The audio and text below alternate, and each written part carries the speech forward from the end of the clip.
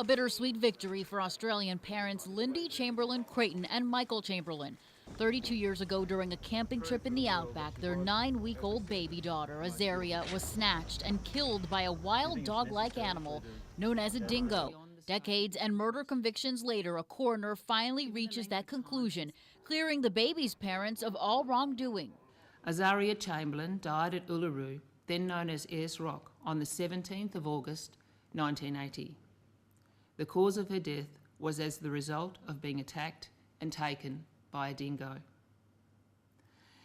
It is obvious not just from these findings, but from other injuries and deaths since, dingoes can and do cause harm to humans. Well, no longer will Australia be able to say that dingoes are not dangerous and only attack if provoked. We live in a beautiful country, but it is dangerous, and we would ask all Australians to be aware of this and take appropriate precautions and not wait for somebody else to do it for them. After the 9-week-old baby vanished, her parents were subjected to 4 separate inquests because many didn't think it was possible for a dingo to take the baby. Chamberlain Creighton spent more than 3 years in prison on a life sentence before her conviction was overturned and the baby's cause of death listed as open. Her father was convicted of being an accessory after the fact in Australia's most famous missing persons case. This battle to get to the legal truth about what caused Azaria's death has taken too long.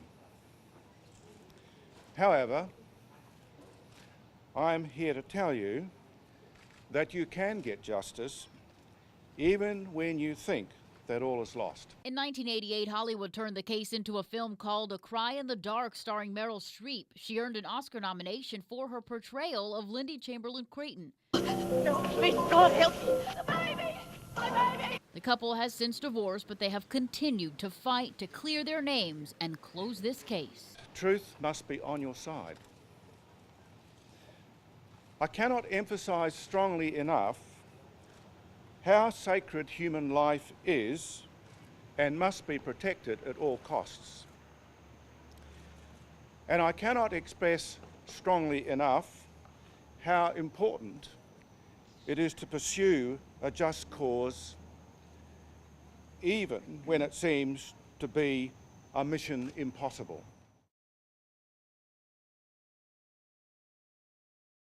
A homeless man is finally cashing in on more than $50,000 he found in Texas, but it was not easy.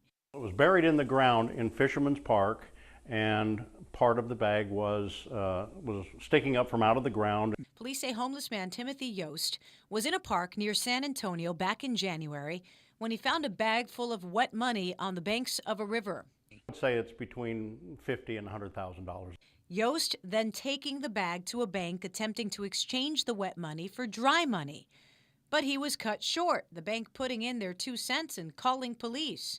And after a 6-month investigation, police finally declaring the money was not tied to any drugs. We tested the money to see if it had been in contact with any illegal substances. But then a person finally steps up and claims ownership when the unimaginable happens. We've actually had one person who said it was his money, but has yet rescinded that and signed a statement saying that he does not wish to pursue claim to those funds any longer. Police say the man preferred to keep a low profile instead. The only thing then standing between Yost and all that cash, a city council meeting. At first, council members weren't sure. They'll make a determination on how they're going to dispose of the money. I think they should give him the money. I think, if you're out enjoying the park, it's a pretty great find. The meeting was a success, the council unanimously voting to let Yost keep the money. But in a strange twist, Yost could not attend the meeting because he's in jail. Mr. Yost would be the only person that I'm aware of at this point that will be interested in trying to pursue claim to those funds. I just thank God that I'm alive, because in looking at the picture, I probably shouldn't be here right now. It is startling video. Naomi Breton doused in gasoline, set on fire, running and screaming. I just saw that I had to hang up. He set me on fire. The 34-year-old calling police, begging for help. Police say 52-year-old Roosevelt Mondesir, the father of her 4-year-old son, is to blame. He is now behind bars. Breton says the two were meeting at this 7-Eleven gas station in Boynton Beach at 3 a.m. Monday to exchange custody of their son. He starts gouging me with the gas. And that's when you see in the film that like we're actually running away from one another. Like I'm running away from him. But police say Mondesir came with a can of gasoline, chased Breton around the gas station, soaked her with gasoline, and lit a match. And I go up in flames.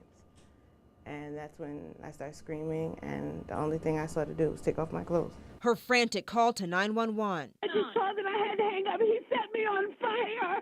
Okay? Female set her on fire. He's still outside. He has a knife. He set me on fire. Okay, ma'am. I have them on the way. Hurry up, please. It hurts. Police and paramedics arrived in minutes. You can see the burns on Breton's face, her stomach and arms bandaged. She has second and third degree burns over 13% of her body. She says she is in constant pain and likely faces months, if not years, of therapy. But she has things to live for, her 3 sons. My main thing is I need to stay around. I need to be alive for my kids. Roosevelt Mondesir is in jail facing an attempted murder charge.